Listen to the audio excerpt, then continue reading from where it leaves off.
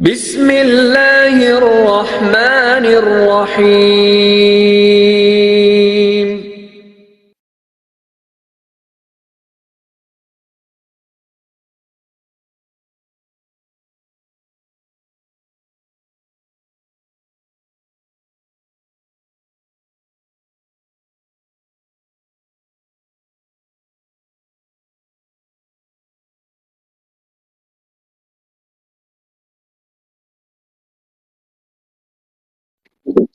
بسم اللہ الرحمن الرحیم الحمد للہ رب العالمین والصلاة والسلام علی اشرف الانبیاء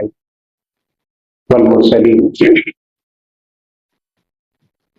قال اللہ عز وجل فی القرآن المجید اعوذ باللہ من الشیطان الرجیم بسم اللہ الرحمن الرحیم ولا تجعل يدك مغلولة إلى عنقك ولا تبسطها كل البسط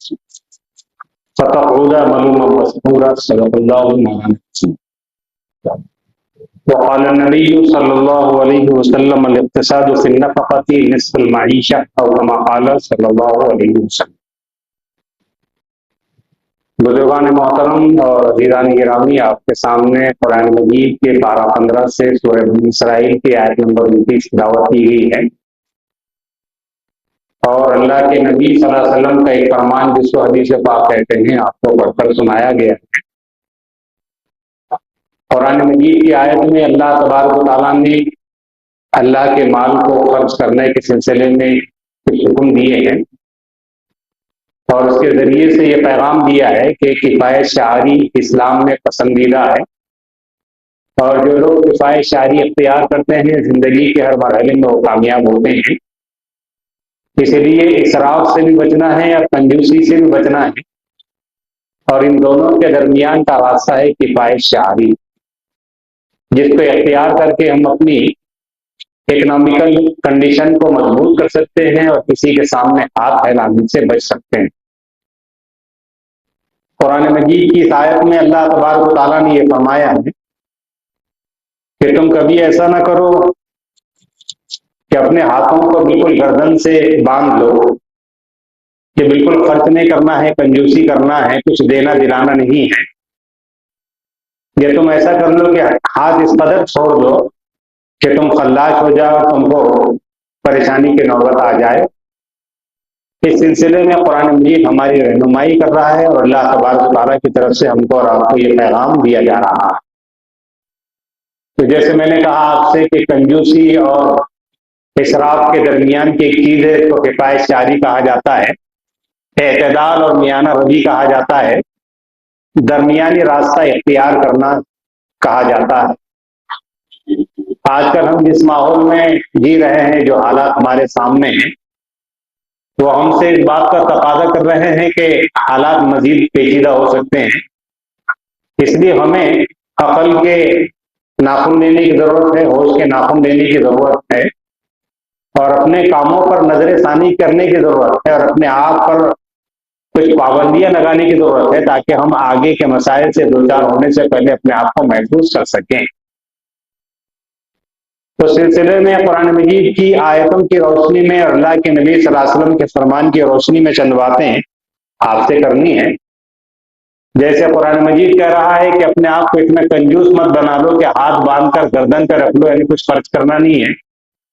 اور نہ اپنے ہاتھوں کے اس قدر آزاد چھوڑ دیا جائے کہ جہاں جیسا چاہے خرچ کرتا رہے۔ ایسا کرنے سے انسان خلاص ہو جاتا ہے، پریشان ہو جاتا ہے، اور اس کے اوپر حالات آ جاتے ہیں۔ اللہ تعالیٰ نے فرمایا کہ ایسا مت کرو، بلکہ اس کے درمیان کا جو راستہ ہے وہ اختیار کرو، تو تم خیر میں، بھلائی میں، اچھائی میں اپنے آپ کو پاؤ گے۔ اللہ کے نبی صلی اللہ علیہ وسلم نے حدیث پاک میں ہماری اور آپ کی رہنمائی کرتے ہوئے یہ ارشاد فرمایا ہے کہ الاقتصاد فی النفقۃ نصف المعیشہ، کہ کمائی میں درمیانی راستہ اختیار کرنا، خرچ کرنے میں درمیانی راستہ اختیار کرنا، یہ ایک ایسی چیز ہے کہ جس پر آدمی اگر قابو پا لیتا ہے تو بہت سارے فوائد اس کو ملتے ہیں، اور بہت سی چیزوں سے وہ اپنے آپ کو بچا کر رکھتا ہے جس کی وجہ سے پریشانیاں اس کو آ سکتی ہیں۔ تو زندگی گزارنے کے کچھ اصول ہیں، ضابطے ہیں، اگر آدمی اس کو ملحوظ رکھتا ہے، ان کو سامنے رکھتا ہے یا اس کے مطابق زندگی گزارنے کی کوشش کرتا ہے تو اپنے آپ کو وہ ہمیشہ چاق و چوبند پاتا ہے اور حالات سے مقابلہ کرنے کی اس کے اندر صلاحیت پیدا ہو جاتی ہے۔ آپ نے یہ مثال بارہا سنی ہوگی کہ جو لوگ بھی خرچ کرنے کے معاملے میں کنجوس ہوتے ہیں، لوگ ان کو پسند نہیں کرتے ہیں۔ حدیث پاک میں یہ کہا گیا ہے کہ ایسے لوگ اللہ سے دور ہیں، لوگوں سے دور ہیں، نبی سے دور ہیں، جنت سے دور ہیں، جو کنجوسی کرتے ہیں۔ اس کے مقابلے میں جو میانہ روی سے یا اللہ کے حکم کے مطابق خرچ کرتے ہیں، وہ لوگوں سے قریب ہے، جنت سے قریب ہے، رسول سے قریب ہے اور دوزخ سے دور ہے۔ تو کہیں نہ کہیں حدیث میں یہ پیغام دیا جا رہا ہے کہ کنجوسی سے اپنے آپ کو بچاؤ اور غیر ضروری خرچ کرنا، جس کو اسراف کہا جاتا ہے، اس سے اپنے آپ کو بچانے کے لیے کہا جا رہا ہے۔ قرآن کریم فضول خرچی کرنے والوں کے بارے میں کہتا ہے کہ ان المبذرین کانوا اخوان الشیاطین، کہ فضول خرچی کرنے والے شیطان کے بھائی، اور شیطان اللہ کا بھی دشمن ہے اور اللہ کے بندوں کا بھی دشمن۔ وہ کبھی بھی ہم کو اور آپ کو کامیاب نہیں ہونے دینا چاہتا۔ اس لیے بہرحال ہمیں اور آپ کو فضول خرچی سے اپنے آپ کو بچانا ہے، کنجوسی سے اپنے آپ کو بچانا ہے اور شیطان کے بھائی کہلانے سے اپنے آپ کو دور رکھنا ہے۔ اس کو کرنے کے لیے ہم کو اور آپ کو اللہ کے نبی صلی اللہ علیہ وسلم کی ایک اور حدیث دیکھنی پڑے گی، جس میں آپ صلی اللہ علیہ وسلم نے ارشاد فرمایا کہ اللہ تعالیٰ کھانے پینے سے منع نہیں کرتے ہیں، بلکہ اللہ تبارک و تعالیٰ تو اپنے بندوں کے اوپر اپنے احسانات کو فرمانے کے انعامات کو دیکھنا چاہتے ہیں۔ تو اس کا طریقہ یہی ہے کہ اللہ تبارک و تعالیٰ نے اگر دیا ہے تو کنجوسی سے بچتے ہوئے، اسراف سے بچتے ہوئے اپنی ذات پر بھی خرچ کرنا چاہیے، اپنے اہل و عیال پر بھی خرچ کرنا چاہیے، اور جہاں جہاں ضروری جائز کام ہو وہاں پر بھی اللہ کے دیے ہوئے مال کو لگانا چاہیے، کہ اللہ تبارک و تعالیٰ ان باتوں کو پسند فرماتے ہیں۔ ایک حدیث میں اللہ کے نبی صلی اللہ علیہ وسلم فرماتے ہیں کہ کھاؤ پیو مگر اسراف مت کرو، فضول خرچی مت کرو، حد سے تجاوز مت کرو۔ کیوں؟ اس لیے کہ حد سے تجاوز کرنے والے بندے اللہ کو پسند نہیں ہیں، اور حد سے تجاوز کرنا اللہ تبارک و تعالیٰ کو پسند نہیں۔ اس حدیث میں یہی پیغام دیا جا رہا ہے کہ کھانے پینے سے منع نہیں کیا جا رہا ہے، بلکہ اس کے اندر اسراف، غیر ضروری خرچے، اس سے ہم کو اور آپ کو روکا جا رہا ہے۔ ہم کو اور آپ کو توجہ اس بات پر دینا ہے۔ تو اللہ کے نبی صلی اللہ علیہ وسلم نے ایک اور حدیث میں یہ بات ارشاد فرمائی ہے کہ ابن آدم یعنی آدم کے بیٹے، اگر اللہ تبارک و تعالیٰ نے تجھے مال دیا ہے تو اس کو روک کر اپنے آپ کو برباد نہ کر، بلکہ اس کو اللہ تبارک و تعالیٰ کے راستوں میں، صحیح کاموں میں خرچ کر، تو اس کی وجہ سے اللہ تبارک و تعالیٰ تیرے مال میں برکت عطا فرمائیں گے۔ تو معلوم یہ ہوا کہ صحیح راستے پر، صحیح کاموں میں مال اگر خرچ کرتا ہے بندہ، تو اللہ تبارک و تعالیٰ اس میں اضافے کے راستے بھی پیدا فرماتے ہیں، اسباب پیدا فرماتے ہیں۔ اس لیے ہمیں اللہ کے نبی صلی اللہ علیہ وسلم کے فرمان کو دیکھنا ہے کہ مال خرچ کرنا یہ بہتر ہے، اور روک کر رکھنا یہ اللہ تبارک و تعالیٰ کو پسند نہیں ہے، کیونکہ فرمایا آپ صلی اللہ علیہ وسلم نے کہ یہ بات بہت بری ہے کہ اگر اللہ تعالیٰ نے مال دیا ہے تو تم اس کو روک کر رکھتے ہو اور اللہ کے راستے میں اس کو خرچ نہیں کرتے۔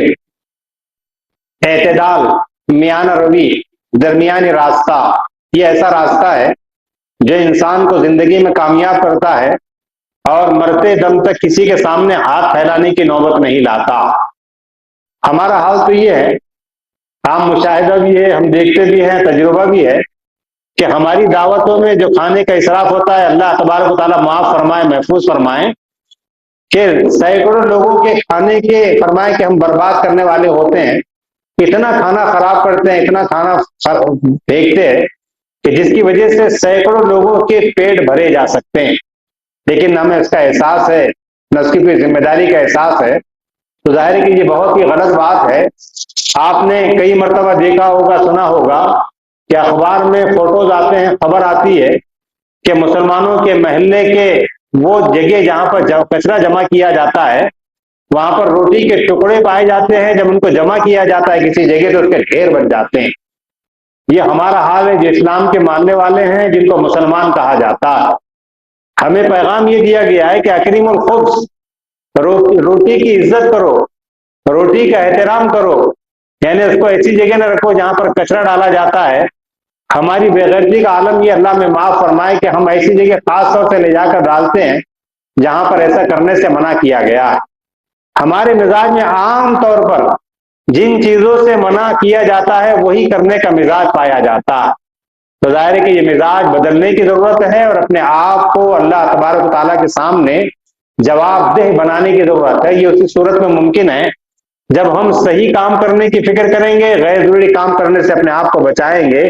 تو ظاہر ہے کہ وہ ساری چیزیں وجود میں آئیں گی جس کے کرنے کے لیے ہم کو اور آپ کو پابند کیا جا رہا ہے۔ اپنی ضروریات سے زیادہ خرچ کرنا یہ فضول خرچی ہے، اور اپنی ضروریات کے مطابق خرچ کرنا یہ فرمائے کہ میانہ روی ہے۔ اور انہی دونوں کے درمیان کو ہم کو اور آپ کو فرق کو سمجھنا ہے کہ نہ فضول خرچی کرنا ہے نہ کنجوسی کرنا ہے، بلکہ میانہ روی کے اختیار کرنا ہے، درمیانی راستہ اختیار کرنا ہے کہ بہرحال اللہ تبارک و تعالیٰ اس کو پسند فرماتے ہیں۔ تو اس کے بعد ہم کو اور آپ کو اس بات کی طرف توجہ دلائی جا رہی ہے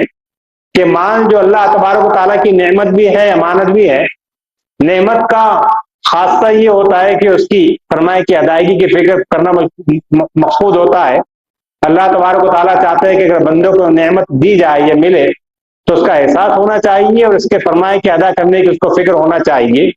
تو جب اللہ تبارک و تعالیٰ نے مال دیا ہے تو اس نعمت کی ادائیگی کی صحیح صورت شکل یہی ہو سکتی ہے کہ صحیح راستوں میں اختیار کیا جائے، صحیح راستوں میں اس کو خرچ کیا جائے، غیر ضروری خرچ سے اپنے آپ کو بچایا جائے،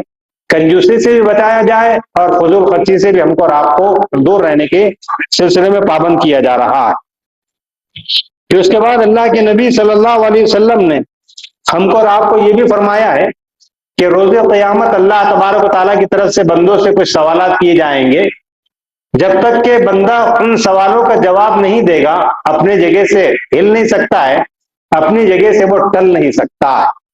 ان سوالوں میں سے ایک سوال یہ بھی ہے کہ اللہ تبارک و تعالیٰ اپنے بندوں سے پوچھیں گے کہ مال کہاں سے کمایا تھا اور کہاں خرچ کیا۔ ظاہر ہے کہ اپنے آپ میں یہ سوال ہم سے اور آپ سے یہ کہہ رہا ہے کہ مال کو کمانا حلال طریقے سے یہ بھی ضروری ہے، اور مال کو صحیح طریقے سے خرچ کرنا یہ بھی ضروری ہے۔ اگر آدمی ان باتوں کو ملحوظ رکھتا ہے تو ظاہر ہے کہ اللہ تبارک و تعالیٰ کی جو منشا ہے، جو اللہ تبارک و تعالیٰ کا پیغام ہے، اس پر وہ صحیح طور پر عمل کرنے والا شمار ہوگا۔ اللہ تبارک و تعالیٰ کے نزدیک بندہ یہ کامیاب ہونے کی ظاہر ہے کہ عملاً کوشش کر رہا ہوگا۔ ساری گفتگو کو خلاصہ اور لب لباب یہ ہے کہ ہمیں اور آپ کو آئندہ کی پریشانی سے بچنے کے لیے، آئندہ کی پشیمانی سے اپنے آپ کو بچانے کے لیے میانہ روی سے خرچ کرنے کی ضرورت ہے۔ بڑے لوگ یہ کہتے ہیں، میں نے اپنے استاد محترم سے یہ کہا کہ کچھ نصیحت کیجئے جب میں فارغ ہو رہا تھا، تو انہوں نے کہا تھا کہ بیٹے دیکھیے، ایک ٹوپی 50 روپے کی بھی آتی ہے اور ایک ٹوپی 10 روپے کی بھی آتی ہے۔ اگر آپ 10 روپے کی ٹوپی خرید کر پہنیں گے تو آپ کے 40 روپے محفوظ ہو جائیں گے، بچ جائیں گے، جو کسی اور وقت آپ کو کام آ سکتے ہیں۔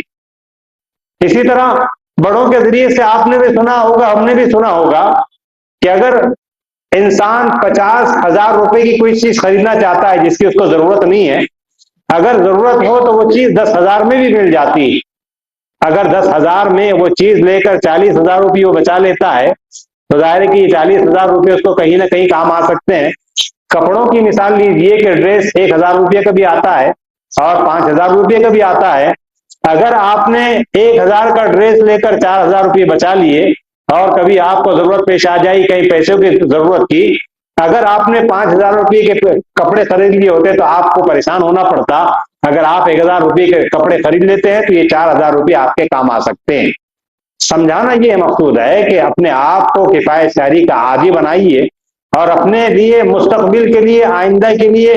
کچھ پیسے بچا کر ضرورت کو پورا کرنے کے لیے، دوسروں کے سامنے ہاتھ نہ پھیلانے کے لیے اپنے آپ کو ہر وقت تیار رکھیے کہ بہرحال حالات دن بدن خراب ہوتے چلے جا رہے ہیں اور انسان کے اوپر کیسے حالات آ جائیں کچھ کہا نہیں جا سکتا۔ اس لیے بہتری یہ ہے، عقل مندی کا تقاضا یہ ہے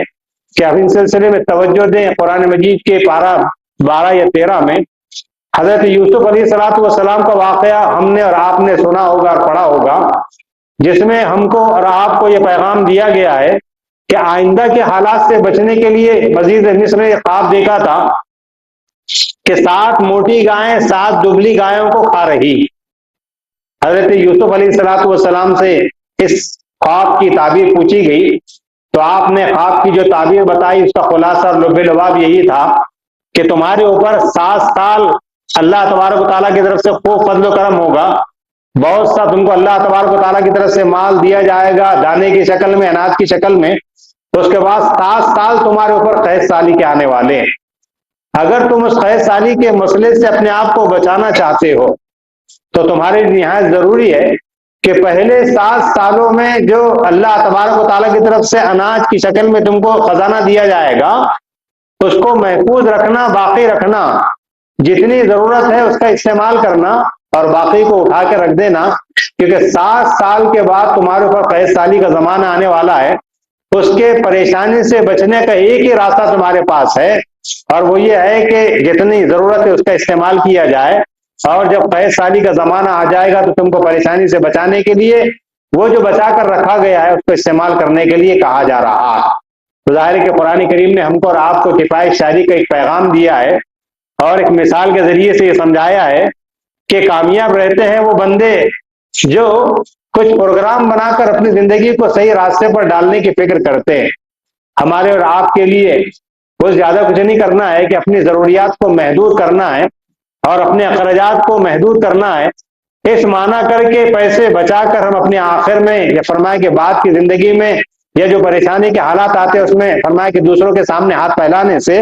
اپنے آپ کو بچانے کے لیے اس سلسلے میں ہم کو اور آپ کو پیغام دیا جا رہا ہے۔ اس کے بعد اللہ کے نبی صلی اللہ علیہ وسلم کا ایک فرمان اور ہے جس میں آپ صلی اللہ علیہ وسلم نے فرمایا کہ 3 باتوں کو ہمیشہ ملحوظ رکھو، 3 باتوں کا ہمیشہ خیال رکھو تو تم بہت سی پریشانیوں سے اور پشیمانیوں سے اپنے آپ کو بچا لو گے۔ تو ظاہر ہے کہ یہ وہ باتیں ہیں کہ جس کے سلسلے میں ہم کو اور آپ کو یہ پیغام دیا جا رہا ہے کہ اگر ہم نے ان 3 باتوں کا خیال رکھا اور ان پر عمل کیا تو بہت سی پریشانیوں سے ہم اپنے آپ کو خود ہی بچا سکتے ہیں۔ اور ظاہر ہے کہ جب اللہ کے نبی صلی اللہ علیہ وسلم ہم کو اور آپ کو خوشخبری دیں کہ اگر تم یہ 3 کام کر لو گے تو تمہارے لیے بہت فائدے کی چیز ہے، تو ہم کو تو ایک ایک چیز معلوم کر کے اس کے مطابق عمل کرنے کی ضرورت ہے۔ اللہ کے نبی صلی اللہ علیہ وسلم نے فرمایا کہ سب سے پہلی چیز تقوی، خدا کا ڈر، اس کا استحضار، اس کی یاد، اس کا دھیان۔ ہم قرآن مجید کی آیتوں میں اکثر پڑھتے ہیں کہ اتقوا اللہ واتقوا اللہ فاتقوا اللہ، جس کے معنی ہے اللہ تبارک و تعالیٰ کے بندو اللہ سے ڈرو، اللہ کا لحاظ رکھو، اللہ کا خیال کرو۔ خطبہ نکاح میں ہم قرآن مجید کی جو 3 آیتیں سنتے ہیں اس میں 1 نہیں، 2 نہیں، 3 نہیں بلکہ 4 مرتبہ تقوی تقوی تقوی کہا گیا، جس کے معنی یہ ہے کہ آدمی کو خوشی کے موقع پر کوئی ایسا کام نہیں کرنا چاہیے جو اللہ تبارک و تعالیٰ کو ناراض کرنے والا ہو، کیونکہ عام طور پر یہ ہوتا ہے کہ جب بندہ بہت خوش ہوتا ہے تو غیر ضروری کام کرتا ہے، نامناسب حرکتیں کرتا ہے۔ اس لیے تقوی تقوی تقوی کہا جا رہا ہے کہ اللہ کے بندو اللہ کا لحاظ رکھو، اللہ کا خیال رکھو اور کوئی ایسا کام مت کرو جو اللہ تبارک و تعالیٰ کو ناراض کرنے والا ہو۔ تو اللہ کے نبی صلی اللہ علیہ وسلم فرمایا کہ 3 کام کرو ہمیشہ تم کامیاب رہو گے۔ ایک کام تو تقوی کہا گیا ہے، خدا کا ڈر، اس کا استحضار، اس کا دھیان، اس کی یاد۔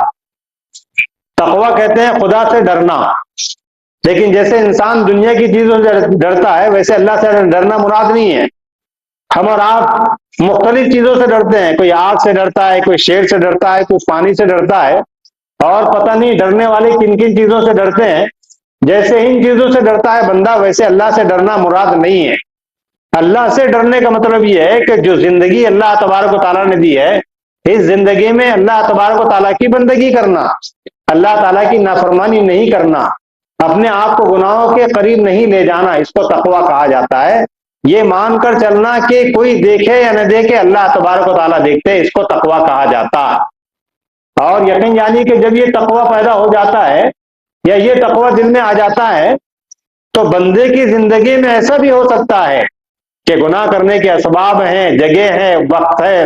وسائل ہے، سب کچھ ہے، لیکن بندہ گناہ کے قریب نہیں جا رہا ہے۔ کیوں؟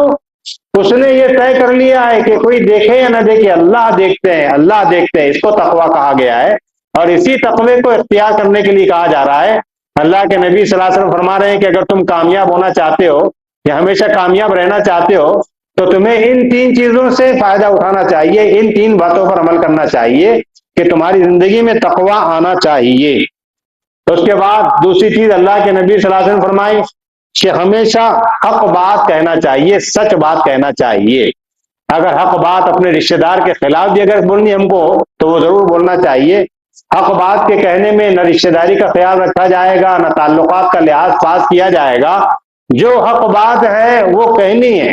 اور اللہ کے نبی صلی اللہ علیہ وسلم تو فرماتے ہیں کہ قل الحق ولو کان مرا، کہ حق سچ کڑوئی ہوتا ہے،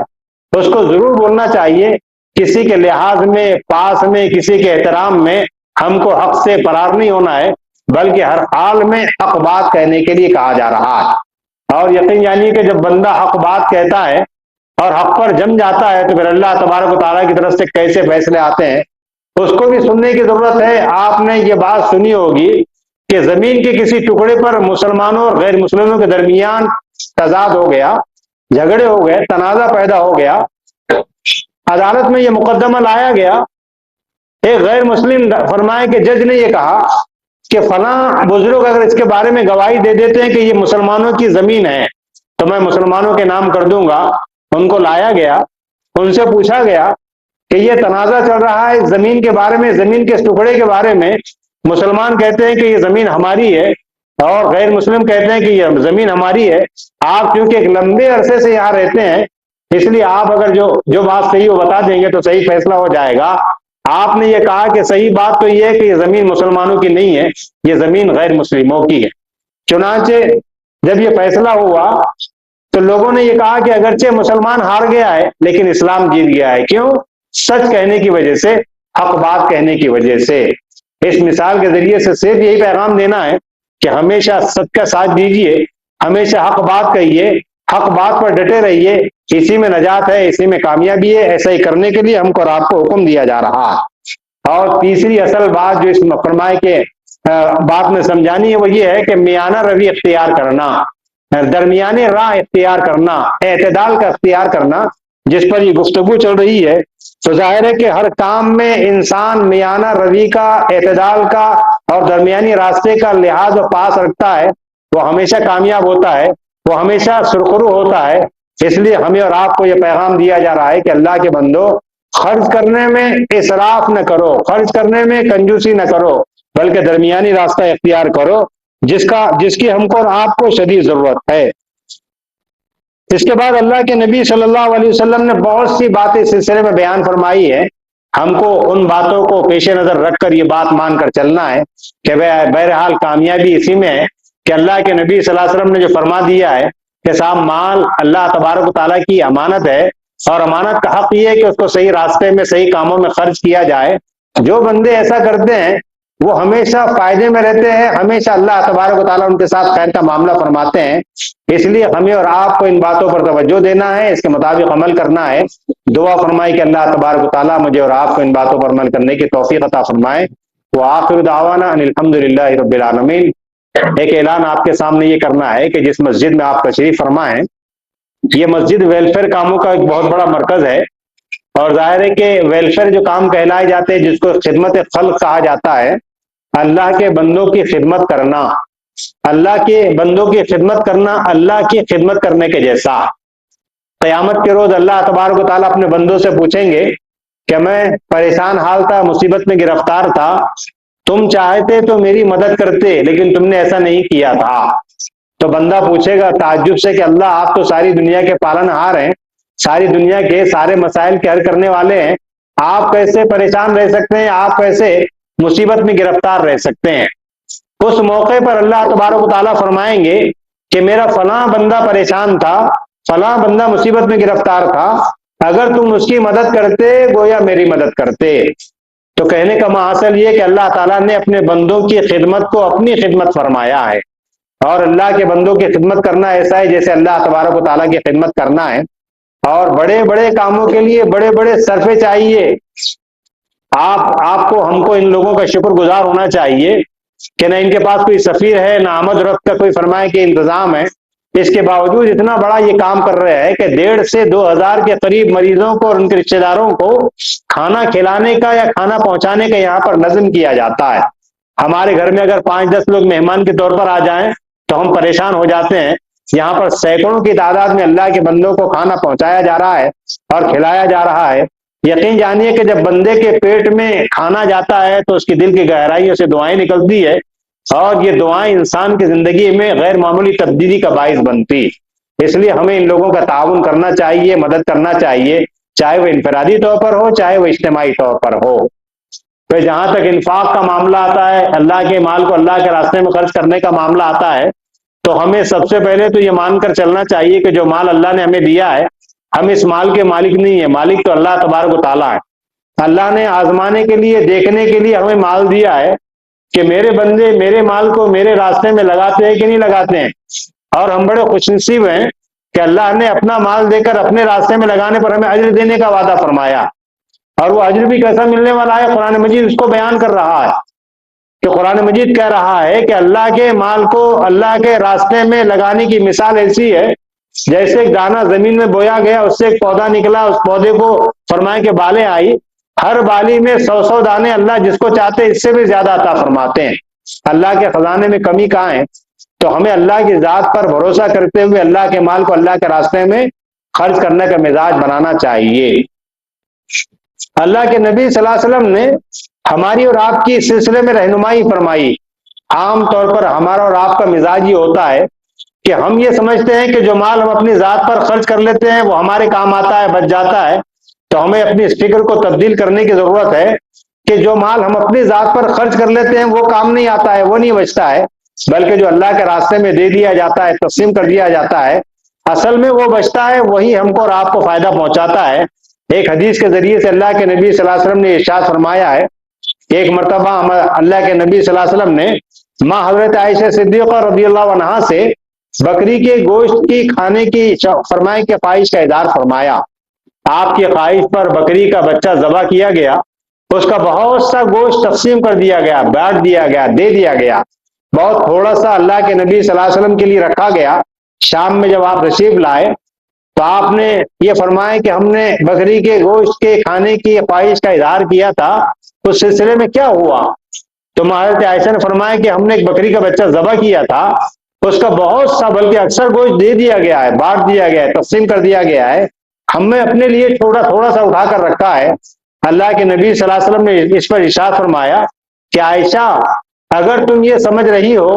کہ جو بچ گیا ہے وہ بچنے والا ہے، تو تمہیں معلوم ہونا چاہیے کہ جو بچا لیا گیا ہے وہ نہیں بچا ہے، بلکہ جو دے دیا گیا وہ بچ گیا ہے۔ اس سے معلوم ہوا کہ جو دے دیا جاتا ہے وہ کام آتا ہے، وہی بچتا ہے۔ اس لیے ہمارے ہاتھ پر جب تک کہ سلامت ہے، اللہ تعالیٰ نے ہم کو آپ کو دینے والا بنایا ہے، تو اللہ کے راستے میں دل کھول کر خرچ کرنا چاہیے، کیونکہ قرآن مجید کہتا ہے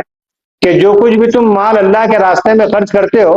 تم کو دنیا کی زندگی میں یہ واپس کر دیا جاتا ہے۔ ہم محسوس بھی نہیں کر سکتے ہیں، اللہ تعالیٰ اسے اسباب و وسائل پیدا فرما دیتے ہیں، مال میں اضافہ ہوتا ہے، ہم کو احساس بھی نہیں ہوتا ہے۔ اگر ہم اللہ کے ذات پر بھروسہ کر کے اللہ کے مال کو اللہ کے راستے میں خرچ کرتے ہیں، لگاتے ہیں، تو یقین جانیے کہ اللہ تبارک و تعالیٰ ایسے وسائل اسباب پیدا فرما دیتے ہیں کہ جہاں سے مال میں اضافہ ہوتا ہے اور ہمیں پتہ بھی نہیں چلتا ہے۔ اللہ تعالیٰ ہمیں اللہ کے راستے میں زیادہ سے زیادہ مال خرچ کرنے کی توفیق عطا فرمائے۔ وآخر دعوانا الحمد للہ رب العالمین۔